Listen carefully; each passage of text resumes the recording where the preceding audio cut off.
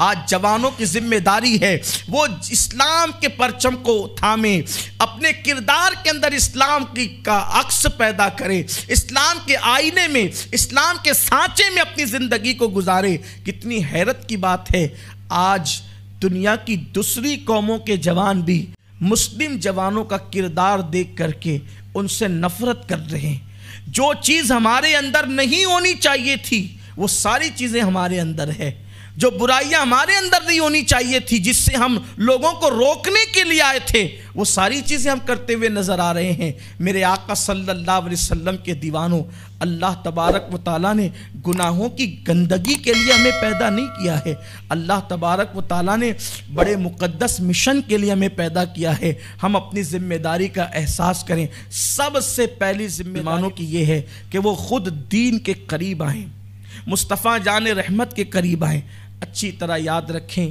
آج ہمارے پاس اچھی بائک ہو سکتی ہے، اچھا موبائل ہو سکتا ہے، اچھے لباس ہو سکتے ہیں، اچھے مکانات ہو سکتے ہیں، لیکن آج 99% لوگوں کا پرابلم یہ ہے کہ لوگوں کے دلوں کو سکون نہیں ہے، لوگوں کے دلوں کو چین نہیں ہے، اس لیے کہ سکون دین میں ہے، سکون مصطفیٰ جان رحمت صلی اللہ علیہ وآلہ وسلم کی قربت میں ہے۔ پہلا کام، ہم حضور کے قریب آنے کی کوشش کریں اور دین کے قریب آنے کی کوشش کریں، لیکن بڑی معذرت کے ساتھ صرف داڑھی اور ٹوپی کا نام دین نہیں ہے، بلکہ دین یہ ہے کہ آقا کریم صلی اللہ علیہ وآلہ وسلم جو لے کر آئے اس کی تصدیق بھی کی جائے اور اس کا اعلان بھی کیا جائے،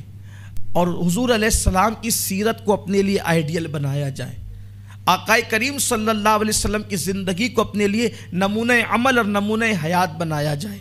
دین یہ ہے، اور اگر اس کو مختصر میں کہا جائے تو یہ کہ ہم تنہائی میں گناہ چھوڑ دیں۔ ہم لوگوں کے سامنے تو گناہوں سے بچتے ہیں، ہم لوگوں کے سامنے تو گناہوں سے اپنے آپ کو بچاتے ہیں، لیکن اکیلے میں ہم گناہ کرتے ہیں۔ اگر لوگ دیکھ رہے ہوں تو ہم بے وضو بھی نہیں رہتے، اگر کوئی نہیں دیکھ رہا ہو تو پھر ہم کیا کرتے ہیں یہ ہم خود جانتے ہیں۔ حضور سرکار غوث پاک شیخ عبد القادر جیلانی ہم قادریوں کے پیر فرماتے ہیں، جو لوگوں کے سامنے گناہ نہ کرے، جو لوگوں کے سامنے گناہ نہ کرے اور اکیلے میں گناہ کرے، فرماتے وہ ملحد ہے، ملحد بے دین ہے وہ۔ لوگوں نے کہا جو لوگوں کے سامنے گناہ نہیں کرتے اور اکیلے میں گناہ کرتے وہ بے دین کیسے؟ فرمایا وہ لوگوں سے تو ڈرتا ہے مگر اللہ سے نہیں ڈرتا، اور جو اللہ رب العزت پر لوگوں کو ترجیح دے وہ ملحد نہیں ہوگا تو کیا ہوگا؟ لوگ دیکھ رہے ہوں تو ہم کھڑے ہو کر پانی بھی نہیں پیتے، اور جب کوئی نہیں دیکھ رہا ہے تو ہم وہ سب کچھ کرتے ہیں، ایسا لگتا ہے کہ ہم شیطان کے ہاتھوں کی کٹ پتلی بن جاتے ہیں۔ تو یاد رکھیے، ہم نے ہولیے بہت بنائے، ہم نے لباس بڑے تبدیل کی، ہم نے ٹوپیاں بڑی خوبصورت پہنی، ہم نے داڑیاں بڑی خوبصورت رکھی، لیکن دین صرف داڑھی ٹوپی اور اچھے کپڑوں کا نام نہیں ہے،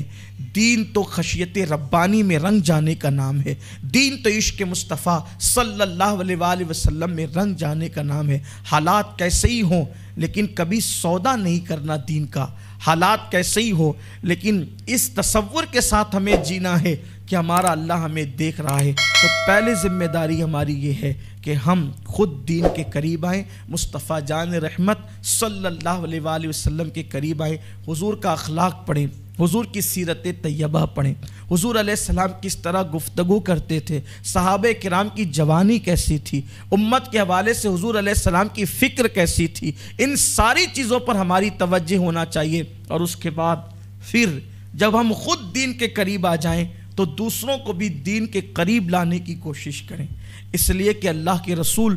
صلی اللہ علیہ وسلم کو دین کے قریب لانا بہت پسند ہے، بلکہ یہاں تک فرمایا گیا کہ غار میں بیٹھ کر 70 سال تک عبادت کرنے والے کو وہ ثواب نہیں ملتا جو ایک لمحہ دین کی تبلیغ کرنے والے کو اللہ ثواب عطا فرماتا ہے، جو ایک لمحہ دین کی دعوت دینے والے کو اللہ ثواب عطا فرماتا ہے۔ بلکہ میرے آقا صلی اللہ علیہ وسلم سے پوچھا گیا کہ یا رسول اللہ صلی اللہ علیہ وآلہ وسلم، کیا شہیدوں سے بھی بڑھ کر کسی کا مرتبہ ہے؟ شہداء سے بھی بڑھ کر کسی کا مقام ہے، تو آقا کریم صلی اللہ علیہ وآلہ وسلم نے فرمایا ہاں میری امت کے کچھ لوگ ایسے ہیں جن کو اللہ نے شہداء سے بڑھ کر مقام عطا فرمایا ہے، لیکن وہ کھاتے پیتے بھی ہیں، سوتے بھی ہیں، شادی بیاہ بھی کرتے ہیں۔ صحابہ کو حیرت ہوئی یا رسول اللہ وہ سوتے بھی ہیں، کھاتے بھی ہیں، شادی بیاہ بھی کرتے ہیں، پھر ان کا مرتبہ شہیدوں سے افضل کیوں ہے؟ تو میرے آقا صلی اللہ علیہ وآلہ وسلم نے فرمایا اس لیے کہ وہ اللہ کے دین کی خدمت کرتے۔ اللہ علیہ وآلہ وسلم نے فرمایا اس لیے کہ وہ اللہ کے دین کی خدمت کرتے ہیں، وہ امر بالمعروف نہی عن المنکر کرتے ہیں، وہ نیکی کا حکم دیتے ہیں اور بری باتوں سے منع کرتے ہیں، اس لیے اللہ نے ان کے مراتب کو شہداء سے بڑھا دیا ہے۔ ہمارے جوانوں کی ذمہ داری ہے کہ خود گناہ سے بچیں